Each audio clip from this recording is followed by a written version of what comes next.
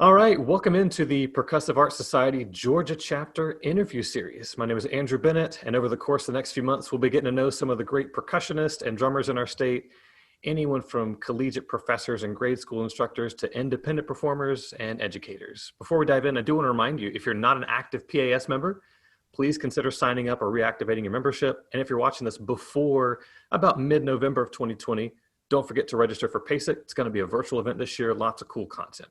So without further ado, I would like to introduce our guest today. He's the president of the Georgia chapter of PAS, Dr. Nate Lee of Reinhardt University. How are you today, Dr. Lee? I'm doing great. It's good to be here, and I just want to thank you for all that you're doing launching this series. We're really excited about being able to engage our membership and provide some valuable information for the percussion community of Georgia. Awesome. So to dive in, for any of you who don't know Dr. Lee, we're going to get to know him a little bit. So the first thing is if you could just give us some insight into your journey. So maybe when you started percussion, what convinced you to do this professionally? Just anything specifically since high school, any kind of college stuff, performance, moving around. Tell us how you got to where you are. Right. So I'm 32 now. I've been playing percussion for around 20 years. And I started like a lot of people in sixth grade. So I grew up on the south side of Atlanta and started in Lovejoy Middle School, which is in Clayton County. I was very fortunate to have Marie Elliott as my band director. I was dead set on playing trumpet. That was what my dad did, and it just seemed cool, play higher, faster, louder. Um, be the loudest thing in the room. That really appealed to me. But unfortunately, in the instrument tryouts, or unfortunately or fortunately, I was not able to make a sound even on the trumpet mouthpiece, and not even on the trombone mouthpiece. So I just wasn't destined to be a brass player. But it turned out that my coordination from playing video games and whatever allowed me to pass the little percussion test that she gave, which I think was paradiddles with my hands on my knees while tapping my foot. Um, so now I've been a part of a lot of those chair placement or instrument placement tests, and it's interesting to see the strategies that everybody employs to pick this thing that could be the rest of your life. Um, so started in percussion and just loved it. Begged my mom to let me come to school early so I could practice and get ahead of everybody. I'm a very competitive person naturally, so the this goal was clear for me. It was just to be the best in the class, and then be the best in the school, and then district and state. And so I was fortunate to be in an environment with some great teachers and great classmates to push me through that. And I did exactly what I set out to do. Became the best in school, and then bombed my first all-state audition, but came back the next year. It was terrible. Um, I was in seventh grade when I first tried out for a district band, and I tell this story to all my students who are auditioning because there's a very small chance that they could do worse than I did my first time, and usually it loosens them up a little bit. I Everything was going fine until I got to the mallet sight reading, and when I looked at that music on the stand, you flip it over, all the notes started to rearrange themselves and they were moving from the left to right. I've never ever had that experience since then. I never had it before then, but for whatever reason, I was so stressed that I couldn't even read the notes because they were just moving from place to place. So I played about 5 seconds, and then I paused, and I took my mallets up over my head and just slammed them down repeatedly on the keyboard and walked out of the room. Ooh, there we go. Yeah. Uh, and as you may guess, that penalized my score quite a bit. I think my first district honor band scores were technically failing scores.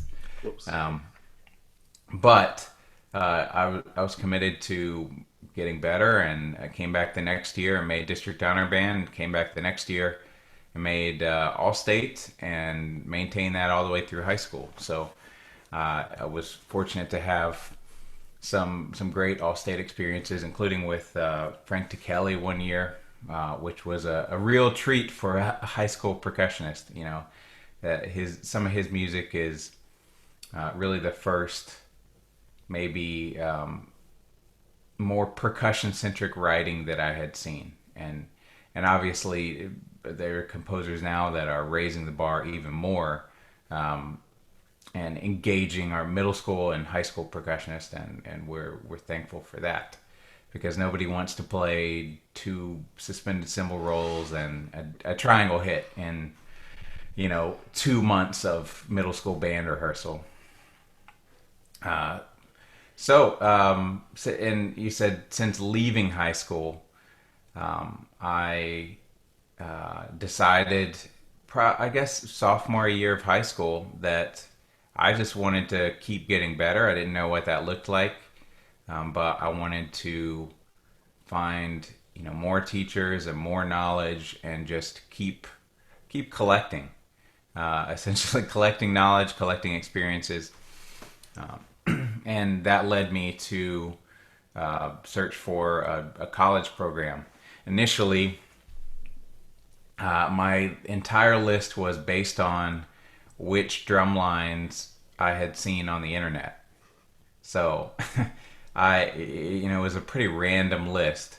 The Florida State, the Big Eight drum line, I was aware of them. I had some of their cadences and things on my iPod that I had listened to in my car like a freak, instead of real music. And I knew about University of Southern California, and there were a couple others, maybe Ohio State. It was just a really random list of schools. And I started to narrow that my junior year of high school. So I took visits to South Carolina, to Kentucky, to Florida State, and to Indiana, and a couple other places, Columbus State and Middle Tennessee. A pretty good sampling of schools. When I went to Indiana, I just fell in love with it. I knew that was my number one school, and they had Tony Cerrone, the legend, the man, the myth, the legend, who created one of my favorite snare drum books, Portraits in Rhythm. Our viewers might not also know that there are a couple other portraits books. There's a Portraits in Melody book. There's a Portraits in Drum Set book that I'm about 80% sure that was ghostwritten by somebody else, based on my experience with Tony Cerrone and his drum set knowledge.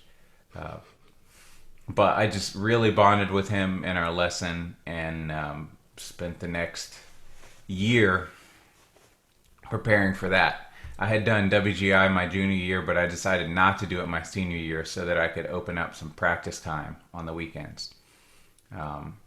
Practiced, and this is what I stressed the most for people that are going to go out for college auditions, is it's a lot about how thoughtful your presentation is, and the way to be really thoughtful when you're demonstrating a short snare drum piece, 2 mallet, 4 mallet timpani, is to have put a lot of time behind it. So I played out of the Goldenberg, the Bach A minor violin concerto, the first movement, and I spent hours and hours listening to different violinists play that, to the point where I was just able to adopt the combination of the phrasings and dynamics and things that they used. So then when I was presenting my interpretation to the Indiana panel and the other audition panels, it sounded like I'd spent a lot of time because I had.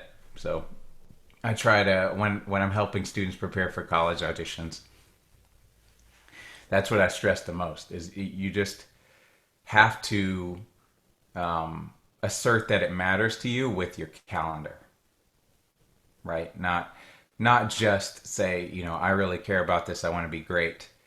We've all met high school students that are really on fire for something in percussion or drumline, and they tell you every chance they get that they're committed to this and it's going to be great, but they're not making that commitment with their calendar.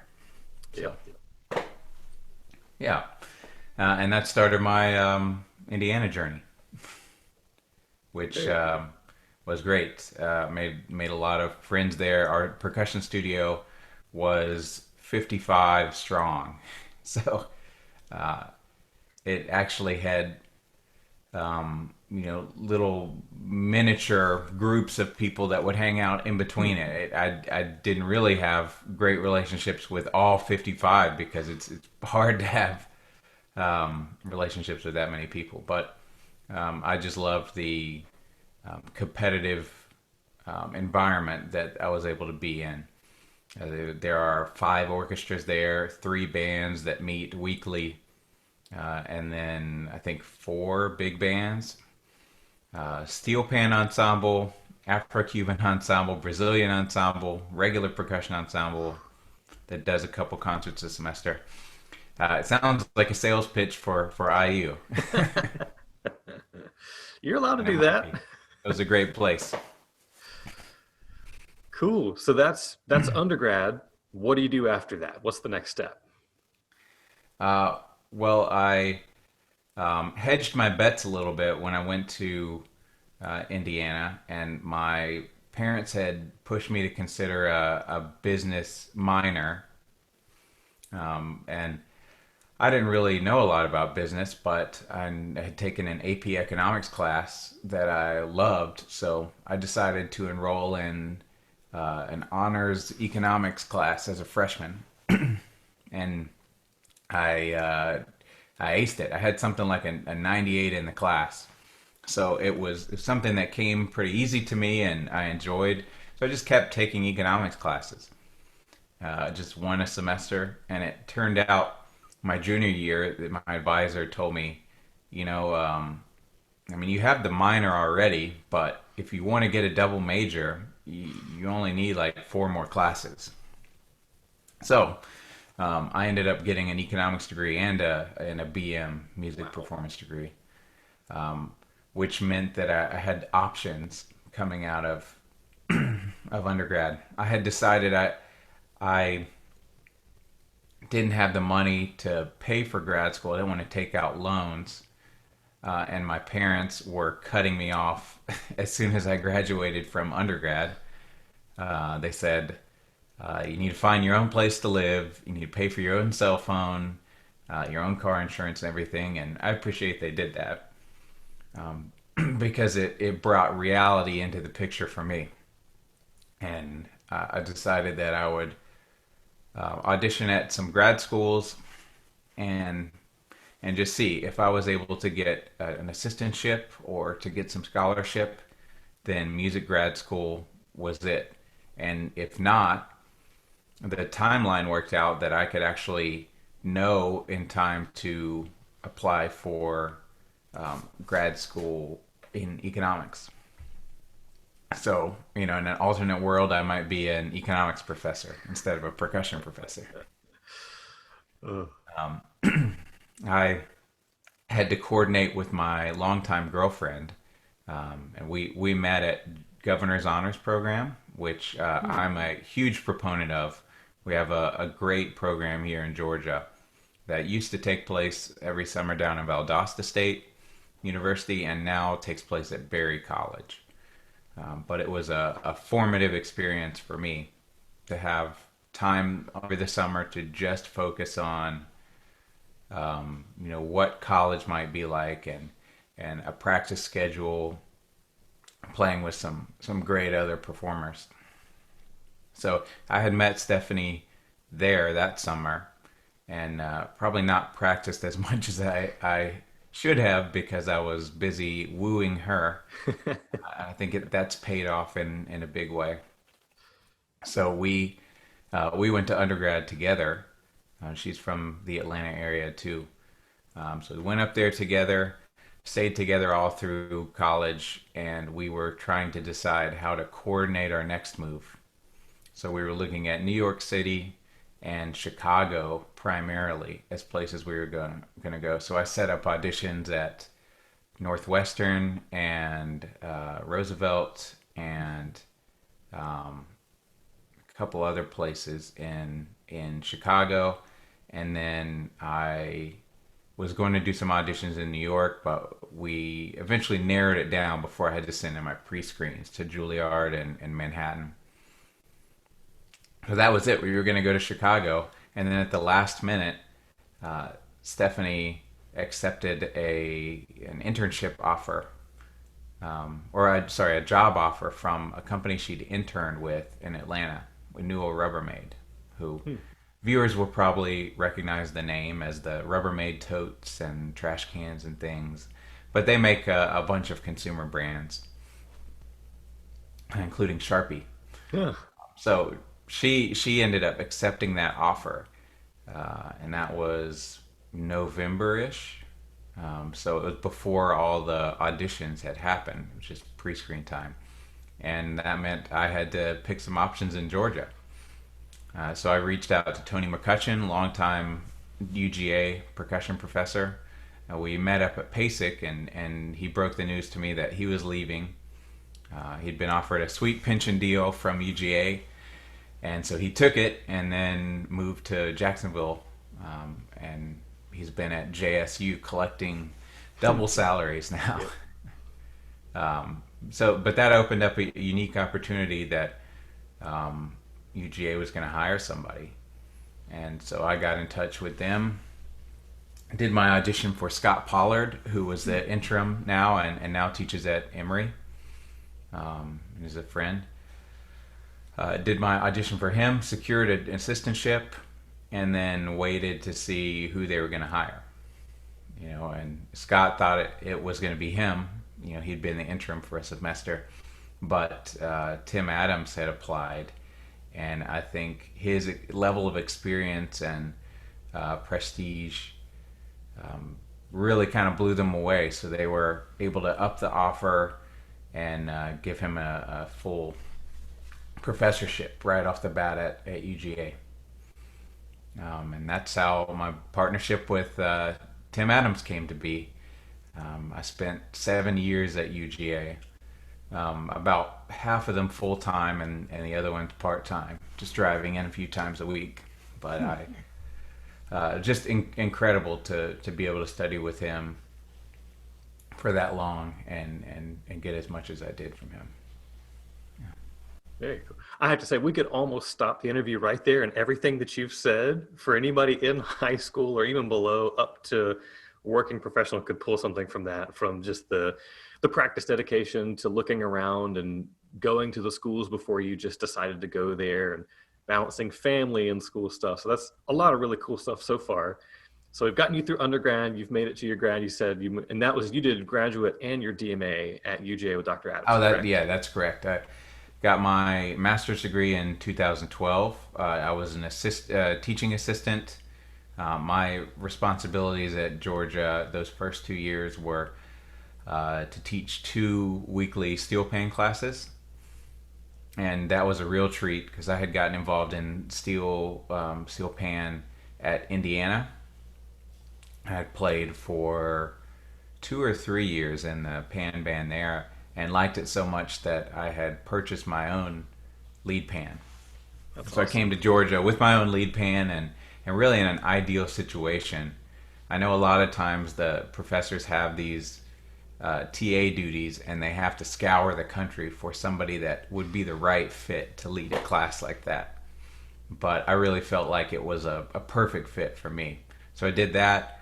I was the section leader of the wind ensemble, and I coordinated all the band stuff, like if we needed rental gear, I'd get gongs or whatever that we needed taken care of. I'd do all the part assignments.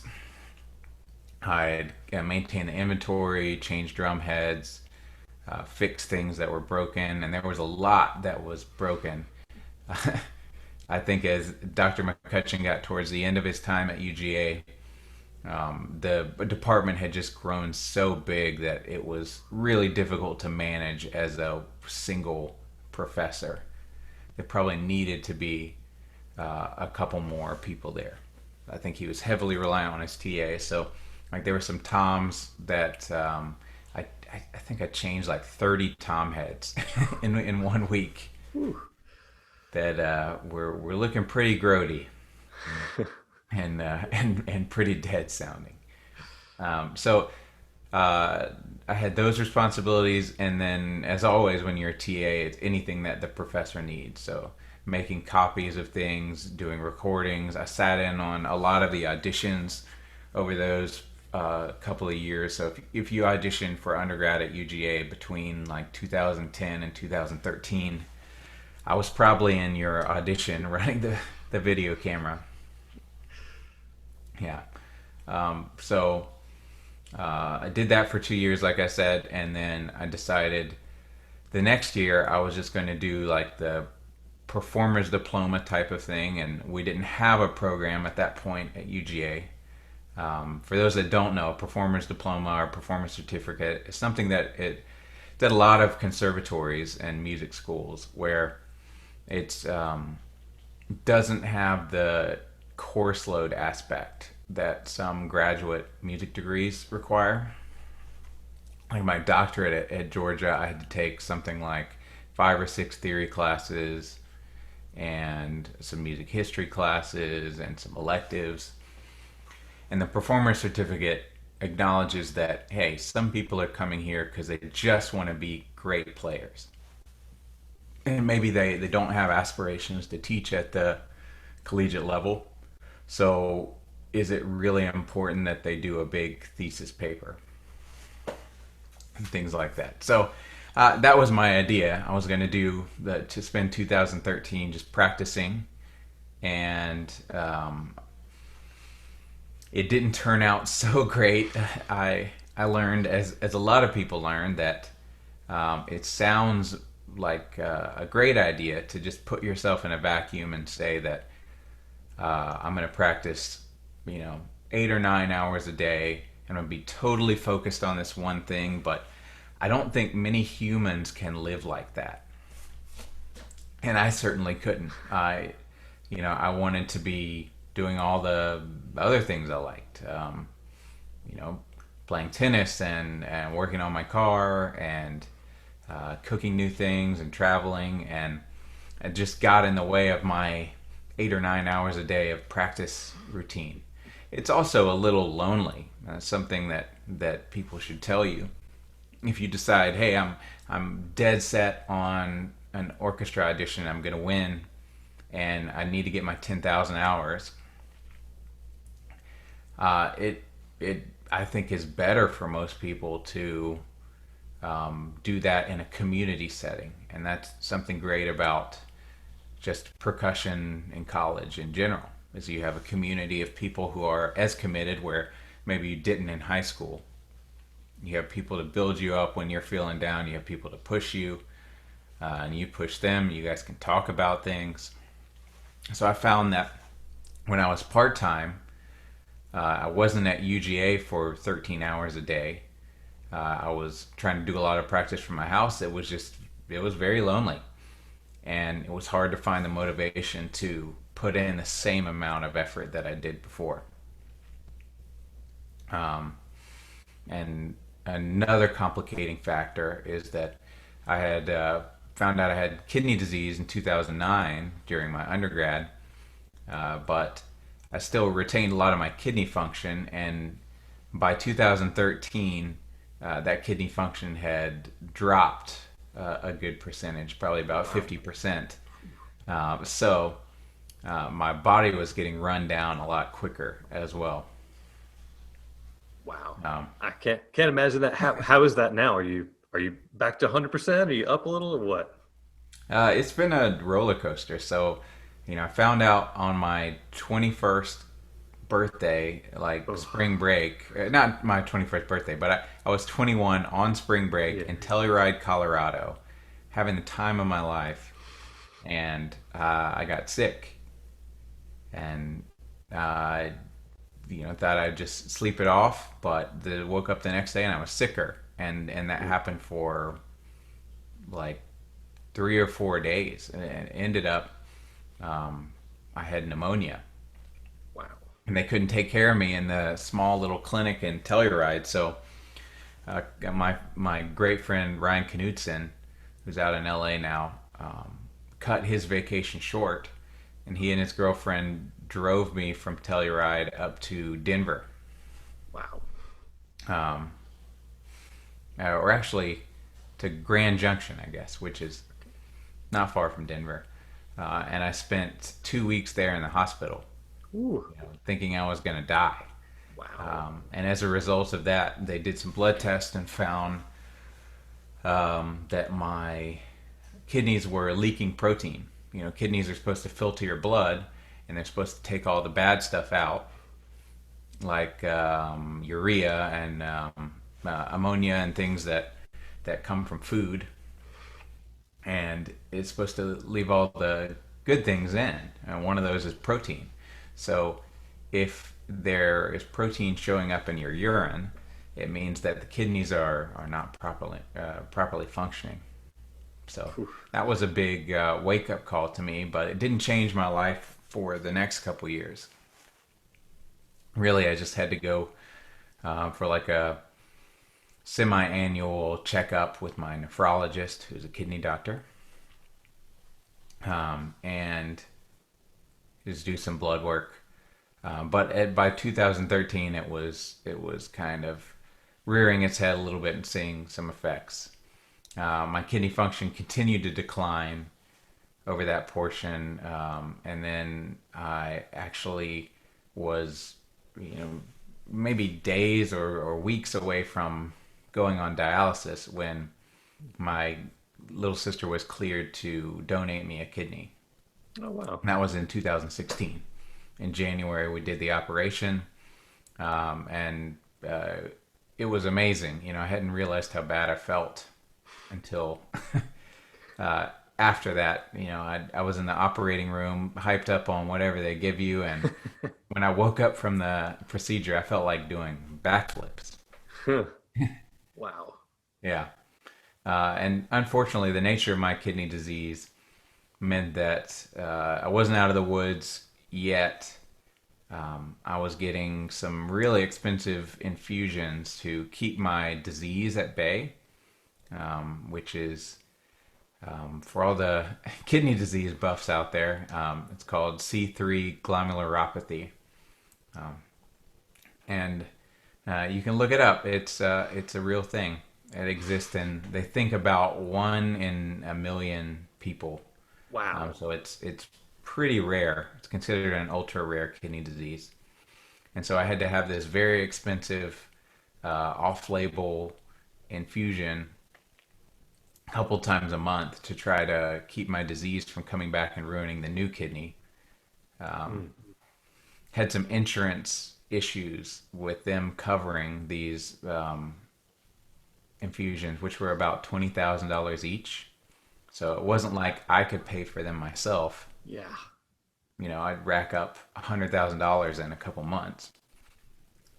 So I had to go without the infusions for 6 months, which led to my disease coming back and ultimately me losing that kidney. So Ooh, for the last 2.5 years, I have been on dialysis.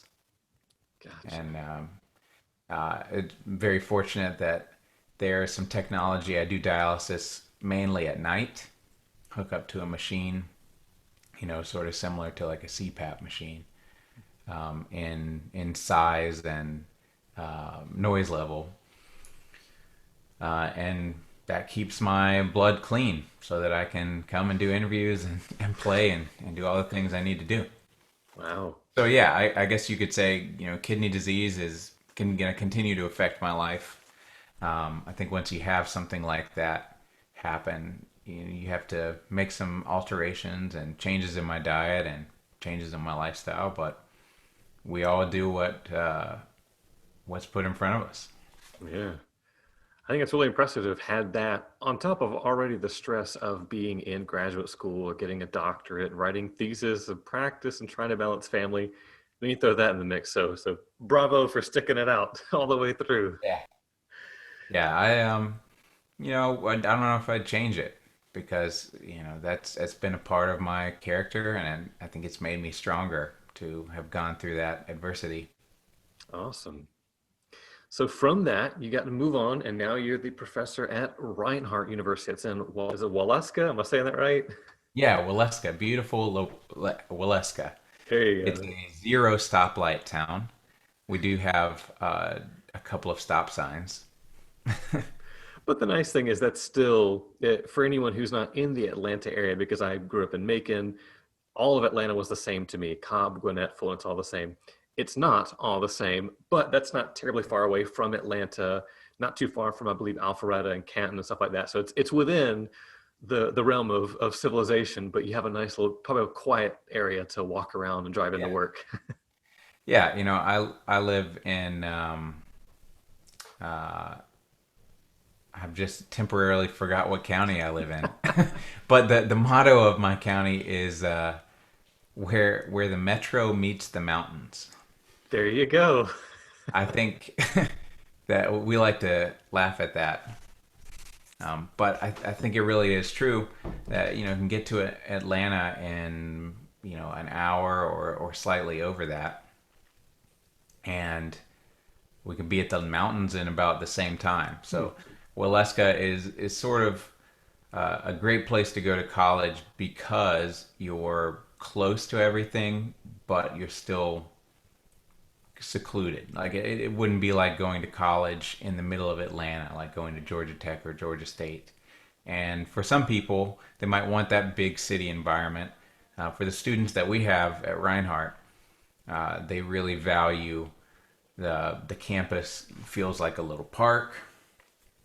We don't have a ton of dining options, but that means that you get very familiar with the people that are in the town and the people that are at the school. And so it feels like a more tight knit community. Whereas if you go to Athens, you might only encounter 10% of the campus, and unless you branch out and try to go to different places. Very cool. So this already kind of leads into that next question I was going to ask you about a little bit about getting your position there at Reinhardt, what the program's been like, if you feel like you've done, if there's some things you've had to change along the way, and then if we want to, we can kind of segue into the next thing, which is, of course, we're in the time of COVID. How have things changed since you're starting the position to where things are right now? Right. So after and some during UGA, I guess after my master's degree, I needed some money coming in to replace my TA stipend, which was just over $10,000 a year that I was getting from TA money.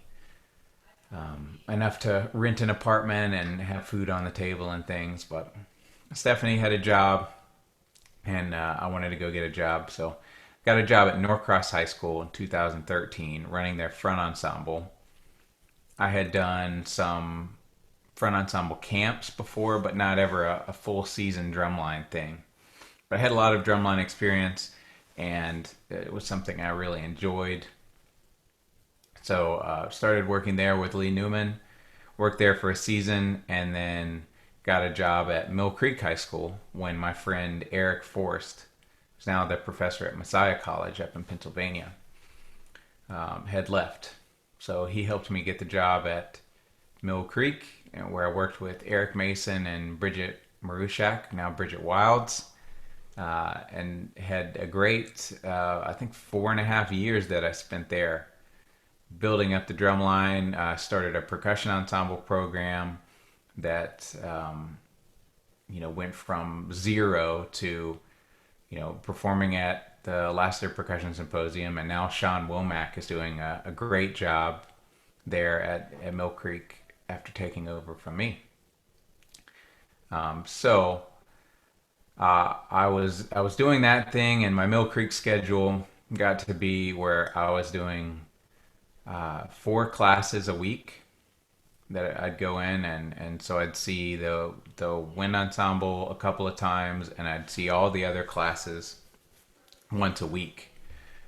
Pull their percussionists out of class, take them into the other room, and work on whatever we needed to work on. Reading skills and concert accessories and drum set and timpani, and really kind of getting the mini percussion professor job. And that's what a lot of those high school percussion instructor jobs are starting to be, especially in places like Texas. Because you have somebody whose job is to basically have a percussion studio of high schoolers and teach a lot of them private lessons.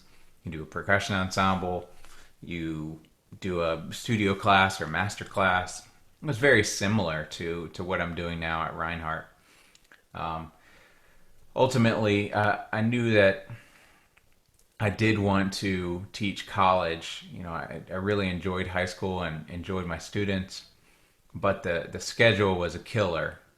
Those of you that do this know that because Monday, Tuesday, Thursday, usually you have marching band practice. Ours was for 3 hours each day, so that's 9 hours right off the bat. That leaves.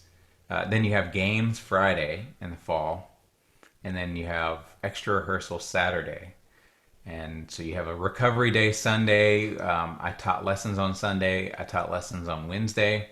So it was to the point where from August to November, I almost, didn't have time to blink. And it was just nonstop in the car, going back and forth, teaching drums, teaching lessons.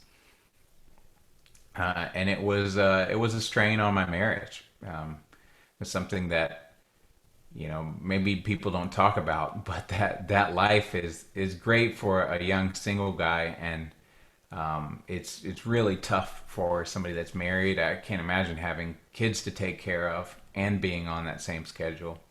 It got to be where my wife was up and gone to work before I woke up, and then she was in bed when I got home, going to sleep. So we just didn't see each other.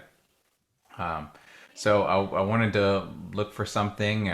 We wanted to stay in Georgia because Stephanie had a great job, and Reinhardt opened up. So if you're looking for, especially one of the smaller college jobs, you just have to make sure that you develop relationships with people so that you're one of the first to know when there's an opening.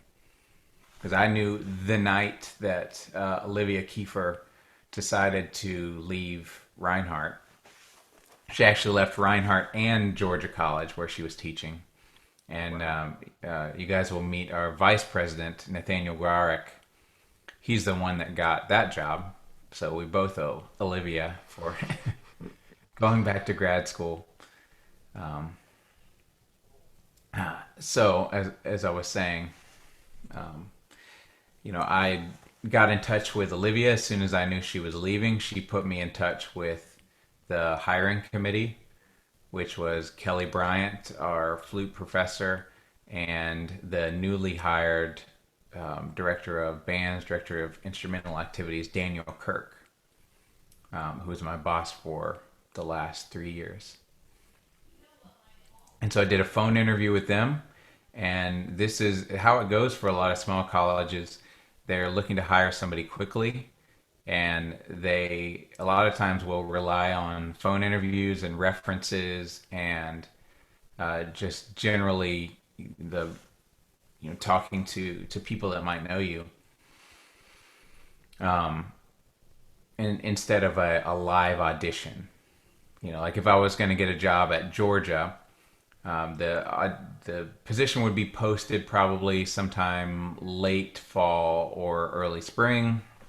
You send in your application, your references.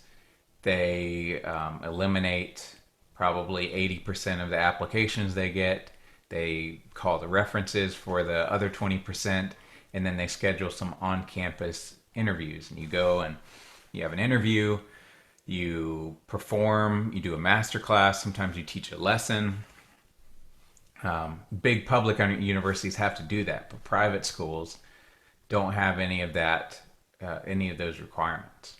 So the way I got the job at Reinhardt was the phone interview, and then Daniel talked to one of my old college roommates who he happened to know through an ex girlfriend.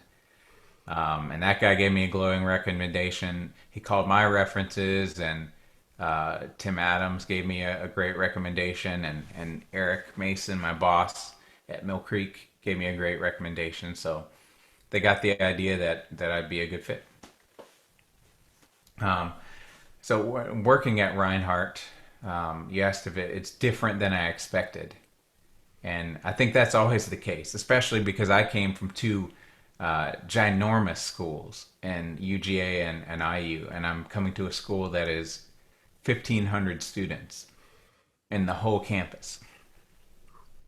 So obviously everything's on a much smaller level in terms of there were some inventory issues that I had to address, and the administration's been great about providing some money for that. We got a whole new set of cymbals right off the bat. We got some crotales we didn't have. We got an Adams Parsifal bell set. And since then, we've continued to get some more things. The next thing we're hoping for is another set of timpani, some new Yamaha timpani, so that we can not have to move the set we have so much.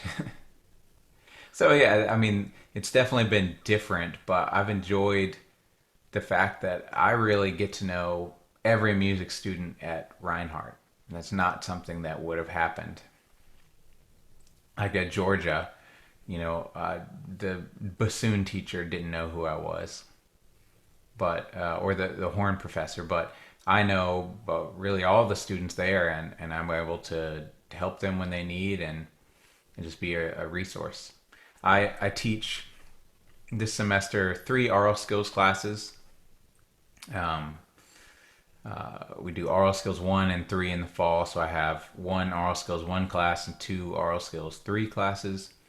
Teaching those online at the current time, which is interesting, but we do a lot of Zoom meetings for sightseeing. I run a percussion ensemble on Wednesday evenings. And we do a concert every semester, and then we try to do one on off campus as well. So our most recent one was the Emory Percussion Symposium in last year, which was really great. Like I said before, they do a great job down there of bringing in some really good clinicians. So percussion ensemble, the ear training classes. I do a Friday studio class, and we have people in as guest clinicians. We talk about things that just don't get addressed all the time in lessons, or things that are better to talk to everybody about, like how do you play bass drum in an orchestra, or what are the absolute essential drum set grooves that you need to go get a gig, and things like that. So I've had a lot of fun with that Friday class. One of my favorite things I do is teach percussion methods. I'm actually going in this afternoon to teach a socially distant percussion methods class. So we spread out everybody in the band room, and we put on masks and learn how to play and teach percussion. That's one of my favorite things that I do, because these are mature musicians who just haven't had any percussion experience. So you get to make connections to the things that they already do well and teach them how to exist in the percussion world, and how to make great sounds and choose the right implements for things, and how to talk to their percussionist. Something I think is the biggest impact that I make in my job. Because as a percussion professor, I have my students, and I'm pouring into them weekly, knowledge and feedback and encouragement, and they're going to go out and do great things. So some of them will play, some of them will teach. But in the percussion methods class, I usually have about 10 students who are all going to go out and teach. And if they end up in a public school environment, they're going to teach hundreds of kids a year. So over a 30-year career, through those educators, future educators, I'm reaching thousands of percussionists. And if I can make all those middle school percussionists or high school percussionists experience a better one because their band director knows the right things to say and the right information to give them to keep them going on their percussion journey, it's just an awesome thing. Very cool. Well, speaking of reaching thousands of percussionists, that does lead pretty well into the next question about you doing a performance at PASIC. Last year, a performance in a clinic about, I believe it was salsa percussion fundamentals, and you performed with Dr. Tim Adams. So what I really want to know, of course, I want to hear about the actual clinic and the performance, but I want to hear about the preparation. How do you go from either requesting to play or somebody requesting you play all the way up to that day when you're on stage in front of all the people? Yeah, and I'm happy to share because PASIC and being a presenter and a PASIC artist was always a dream of mine. I've got my artist badge up on a shelf where, I'll always remember that, and I hope that I get to do it again soon. I didn't put in an application this year, but I probably will next year. So I've got to dream up what's next. But I'll set the record straight first. I know a lot of people like to award Mr. Adams an honorary doctorate, but he graduated from the School of Hard Knocks. Oh, okay. He has a master's degree from CIM, but he did not get a doctorate. Gotcha. I No. always feel a little nervous when I'm talking to a college professor because if you've got a doctorate, or even if you don't, people know that you've put in the hours one way or another. So I think Yeah. even if it is an honorary doctorate, it's acknowledging the fact that you're on a different level than somebody like me. Yeah. I've got an undergraduate, I play, but I haven't gone those extra 400 Yeah. miles that you have. So, but yeah, Well, Tim Adams. the degree is great. It's not everything, and it's not for everybody. There are limitations to it, and ultimately it's something that I wanted to do, but I know it's not for everybody. And it bothered me, to be honest, for a long time that none of my teachers have had doctorates. Hmm. So the idea that I have to get a doctorate because I don't have the San Francisco Symphony on my resume or the Pittsburgh Symphony timpani spot on my resume. Um, but those are the two main ways into college teaching. You either get a doctorate or you get there from a long playing career. Um, yeah. But I absolutely understand. I do the same thing. If I don't know for sure, I give them a doctorate. Never hurts anybody's ego to be called doctor, whatever their name is. So No, it does feel weird. Like if I go to the doctor's office and you fill out the paperwork and what's your salutation? Like I feel weird writing doctor there because I don't know. Yeah, I hear you. yeah. Yeah. So tell us about that PASIC where you performed. Now, did you do the clinic with him as well, or was the clinic just you and then the performance? Give us a little detail. Yeah. So I decided last year. I had been teaching for a couple years and hadn't been doing as much performing as I wanted to do. I play with the Charleston Symphony a few times a year, and I play with the Louisiana Philharmonic, yeah, in New Orleans, a couple times a year, and I love it. I could be a full-time performer if I didn't love teaching so much. Um, but I wasn't doing as much playing, and I had this goal of doing PASIC. So when I got the email, and I think it normally happens around March, they'll send out an email to all the PAS members and say applications are due for PASIC. You have a number of different categories, so I thought, well, I really want to play. If I have one submission, that's probably good. But if I have two submissions, then that would be, I'm doubling my chances. And of course, I didn't imagine that I would be accepted to do both of them. but I'm glad it worked out that way. So I set out to think of, what can I contribute to the percussion community. And one of the things that hit me right away was from my experience studying with Michael Spiro up at IU. I spent 3 years going really in depth on Afro-Cuban percussion, learning how to play bata drums and congas and bongo and timbal and everything that goes along with that. And I thought for a time that I might like to just do that for my career.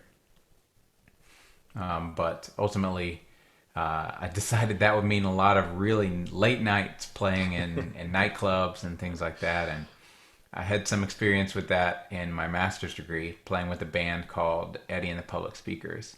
I played congas and percussion, kind of like the snarky puppy Nate Worth role. Okay. Yeah. So I had experience with those like one a.m. Hits, and I just didn't love how that made me feel the next day.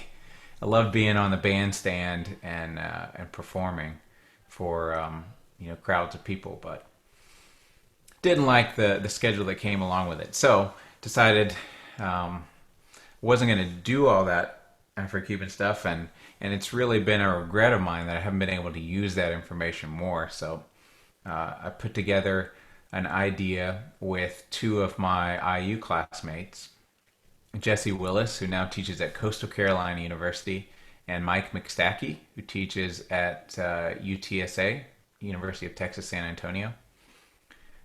So I called both of them, and we put together this application to demonstrate what we call the salsa band levels, which is, a lot of people are familiar with drum set. You typically play something different on the verse than you do on the chorus, than you do on the bridge, depending on the song. And different styles of music have conventions that are common. And so the same way, salsa music has a format, a main, a convention that people use. So if you're the conga player, there is a certain part or variations on that part that you play during the beginning of the song, and there's something else when you get to the moña, and there's something else when you get to the coro pregón, and there are these sections. And we thought, well, people don't know this, so if you're playing salsa tunes like in a jazz band, nobody talks about this stuff. It's in no books. Some people don't even know what the sections are called, much less how the parts evolve. How does the conga part evolve? How does the timbales part evolve through the tune? So we wanted to elucidate that, and we decided the best way to do that was with a full band. So we pitched, we're going to get a full salsa band on stage. We're going to do this fundamentals clinic where we're going to walk you through what each instrument does during the sections. How do I change my part when this happens? And how does he change in relation to me? And how does it all fit together? So I think it was really successful. We were very well received. I don't think there's a video recording up on PASIC's website yet, but we're hopeful that I know they did record it, so hopeful that it'll go up at some point. So putting together that was just a lot of three-way phone calls, and revising our handout. We walked through the whole presentation starting like 2 weeks before, where we had a literal script that we read from, and then we had a quick band rehearsal before the session, and it went off without a hitch. So the other thing I pitched was I decided, I'd like to play, and who would I want to play with? And the first person I thought of was Tim Adams. He'd been my teacher. We'd gotten really close over the past 7 years. So I knew he hadn't played at PASIC since 1999. So I figured there might be some demand for him to play again, from audiences. And also I figured he'd like the adventure. So he was very receptive to it. I sent him this long email with, these are all the reasons I think that we should play at PASIC, and he just sent me back a one sentence, "Let's do it." Uh, Nice. yeah. So from there, we went about, we pitched a focus day performance.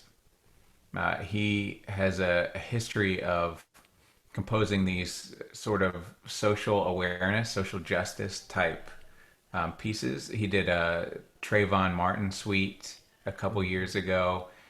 His newest thing, you'll have to check it out. Maybe we can link it. Is a song for Breonna Taylor, and he's just a big advocate of using your talent and using your platform to bring awareness to the issues that you care about. So I don't think these pieces go as far as being political necessarily, but they just try to make you think about things in different ways. So something that was on both of our minds was immigration.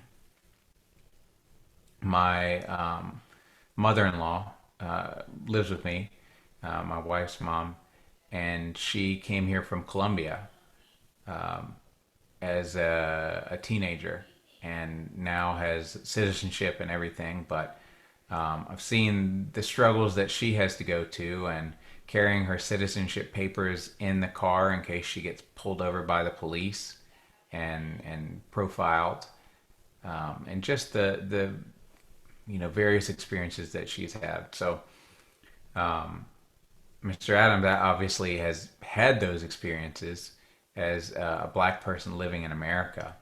So he had a lot to say about what it feels like to be considered an other, and that's really, I think, a lot of the immigrant experience is just being naturally considered something else, not default, not normal, not the white Christian male that a lot of people want to define America as. So we did a piece called "Will It Ever End?" about the struggles that immigrants face, and my idea was to get audio of different immigrants in different languages talking about their experience, just sharing.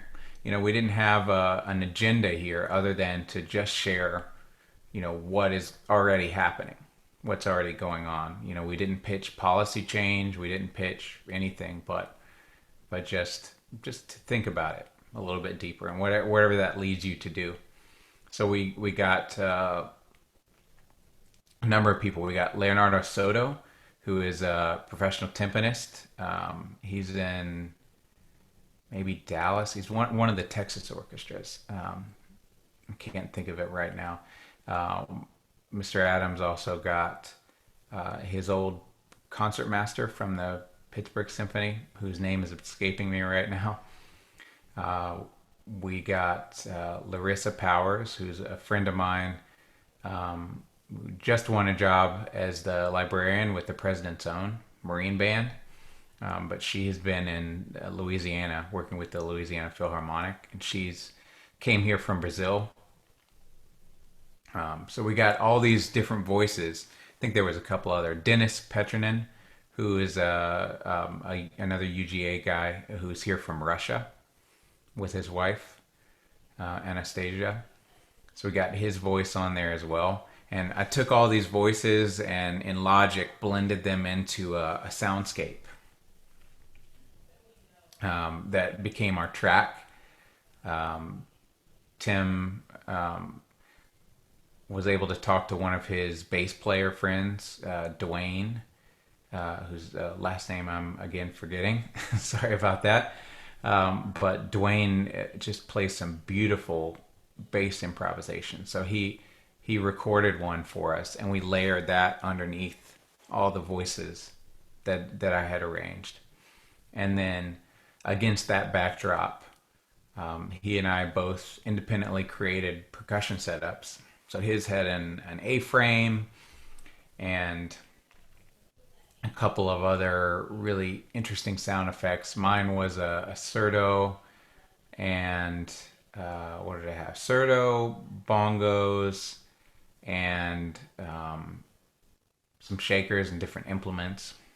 So we tried to pick things that were representative of the immigrant experience and of other cultures, other than, maybe American music as we think of it, or white European music. And then we put the duet together. Ended up being about 10 minutes, and it was just really powerful.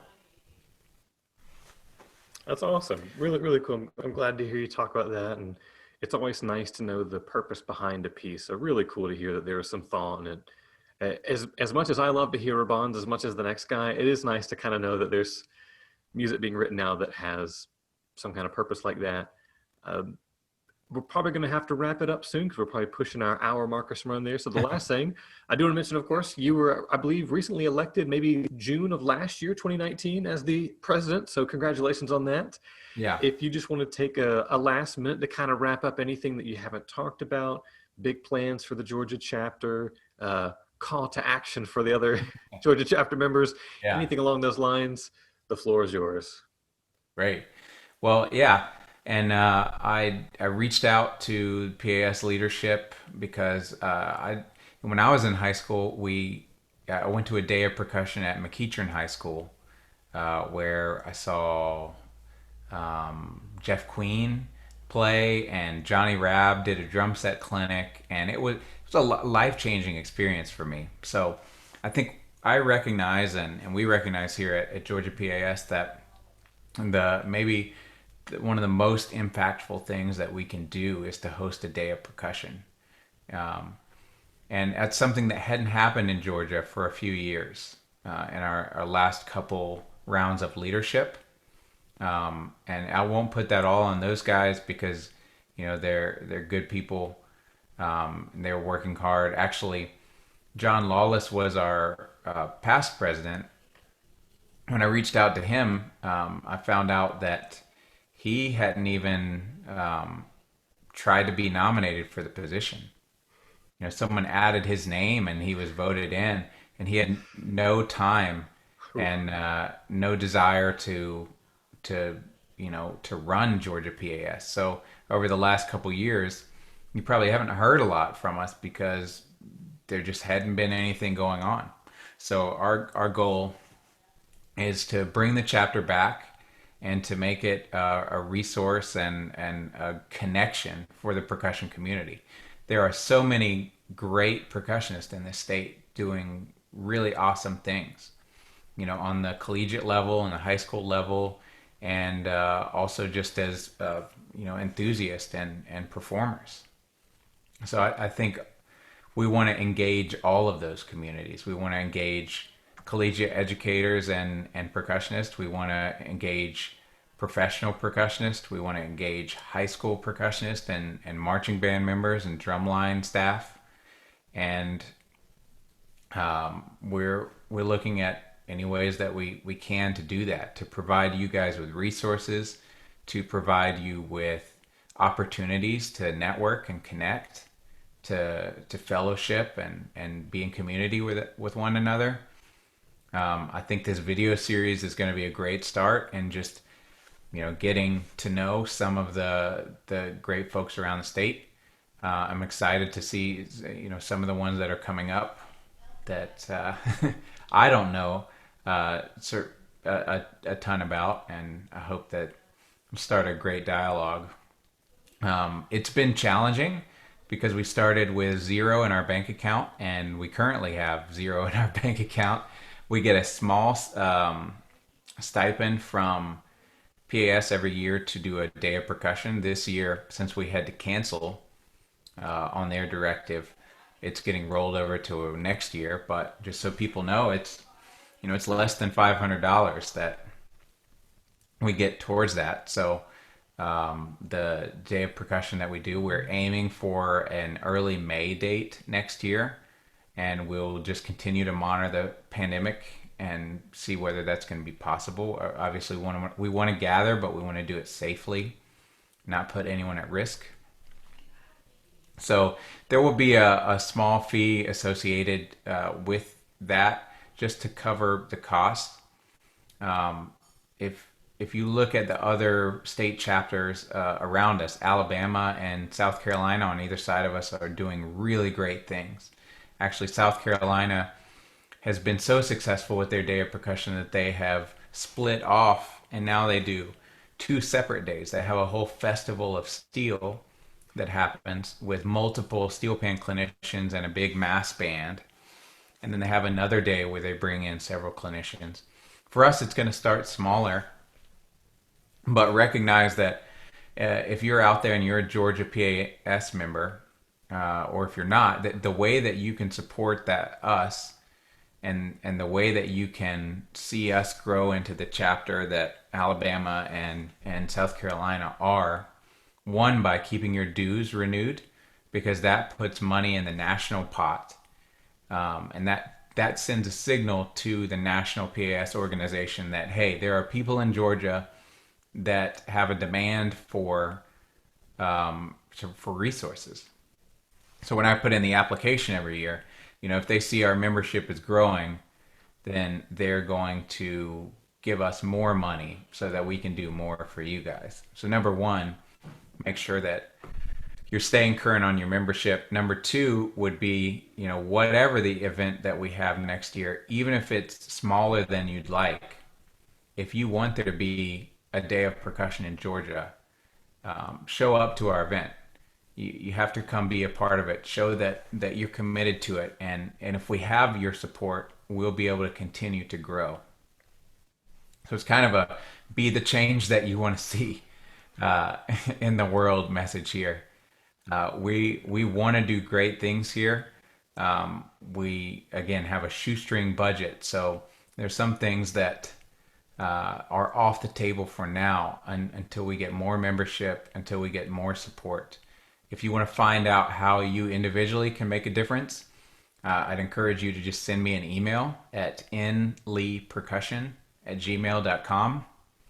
I've heard from several of our members over the past year and have been, actually one of them is Andrew here. And he asked, how can we get involved? And